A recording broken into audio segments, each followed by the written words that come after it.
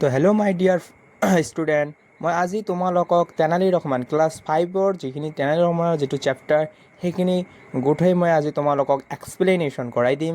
তোমালোকে দেখা the first জেগা তোমাৰ Tenali Rahman was a courtier in a king courts. তো তেনালী ৰহমানে কি আছিল? এজন কৰ্টায়াৰ আছিল in king courts. One day the king got angry. তো এটা দিনত কিং হৈছিল কি বহুত খং হৈ গৈছিল, ৰজাই খং হৈ গৈছিল। উইথ তেনালী ৰহমান, কাৰ লগত খং হৈছিল? উইথ তেনালী ৰহমানৰ লগত খং হৈছিল। দ্য কিং ছেইড, আৰু খং হোৱাৰ পিছত কিঙে কল, I don't want to see your face. মই দেখিব নাচাওঁ তোমাৰ ফেচ। কাক কৈছিল? তেনালী ৰহমানক কৈছিল, কিঙে কৈছিল, ৰজাজনে কৈছিল যে মই তোমাৰ ফেচ দেখিব নাচাওঁ। Don't come to my court room, আৰু কৈছে যে তুমি কেতিয়াও মোৰ কোৰ্ট ৰুমত নহা। The next day Tenali Rahman came with his face covered with a put. তো তাৰ পৰেৰ দিনত কি কৰিছে যে তেনালী ৰহমান যে আছিল তেওঁ আহিছে, কিন্তু এটা ইণ্টাৰেষ্টিং কথা, তেওঁ যে আহিছে কাৰণ ৰজাই কৈছে যে মই তোমাৰ মুখ নেদেখিম। তো তেওঁ আহিছে ঠিক, কিন্তু মুখটো কি কৰিছে? কাভাৰ্ড কৰিছে। কাভাৰ্ড মানে ঢাকি ৰাখা। তো ইয়াত কিহেৰে ঢাকি ৰাখিছে? শাৰী, এ পুট মানে এটা শাৰী দি ঢাকি ৰাখিছে। He made 3 holds in the pot, আৰু তেওঁ শাৰীটাত কি কৰিছে? 3টা ফুটা কৰিছে। হোলছ মানে ফুটা হয়।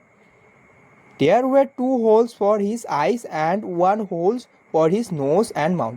তো দুটা যিটো কাণা কৰিছে, সেই দুটা কাণা কৰিছে তেওঁ চকুত। এই দেখো তোমালোকে পিকচাৰখন দেখি লোৱা, চকুত কৰিছে আৰু এটা কৰিছে মুখত, নাকেদি মুখত দেখাৰ জন্যে। অন সিং তেনালী ৰহমান, তো তেনালী ৰহমানক দেখাৰ পৰ দ্য কিং ছেড, কৈছিল, হোৱাই হেভ ইউ কাম এগেইন, তুমি কিয় আহিলা এগেইন? মইতো কৈছোঁ তুমি যাতে মোৰ কোৰ্ট ৰুমত নাহা, তো তুমি কিয় আহিছা?